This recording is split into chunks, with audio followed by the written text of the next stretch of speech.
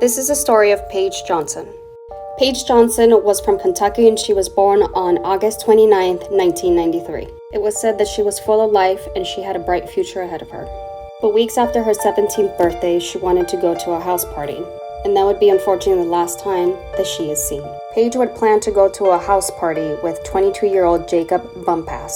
She also knew some of the people that were attending and she just wanted to enjoy the time there. On September 22, 2010, Jacob picked up Paige up from her mother's house. Paige had left her phone at the house, so she told her sister that she'll call from a different number to keep her updated with her plans. Brittany, her sister, kept waiting on a phone call that would never arrive.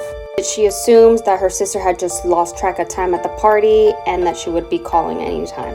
But when her sister didn't come home the following day, she knew something was wrong. She called her mother and asked if she'd seen Paige, but soon they would find out that she's been missing. Brittany and her mother immediately registered a police complaint. They were extremely worried about her. However, officers believed that Paige, the 17-year-old, was just another runaway and that she would show up sometime soon. But Paige's families were adamant that that wasn't the case and that she would never abandon her family. So when police dragged their feet on the case, Paige's family took to the streets. They posted flyers, formed search parties, and talked to every person Paige knew, including Jacob. Paige's family questioned Jacob about that night and that he seemed a bit off. Initially, Jacob told them he didn't offer Paige alcohol, but later admitted that he gave her a couple beers. Then around 1 a.m., he dropped her off at Brittany's house and left without looking back. Jacob knew Paige was drunk. In fact, he got her drunk, yet didn't bother to keep her safe, or at least drop her off at Brittany's place. His actions just seemed too reckless and odd. Immediately after his talk with Brittany, he hired a lawyer and stopped cooperating. He didn't take part in the searches, he didn't answer questions or make a statement about Paige. After a few days, the police finally realized that Paige was missing. They began their investigation by requesting tips from the public, but it led to nothing conclusive. Then the officers turned their attention to Jacob.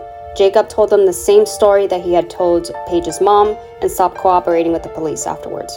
So police took matters into their own hands. The police got a hold of Jacob's cell phone data. They noticed that Jacob had been in constant contact with Paige until she went missing. After that, he didn't send a single message. He didn't even ask her if she was okay. The police also learned that Jacob's story didn't match.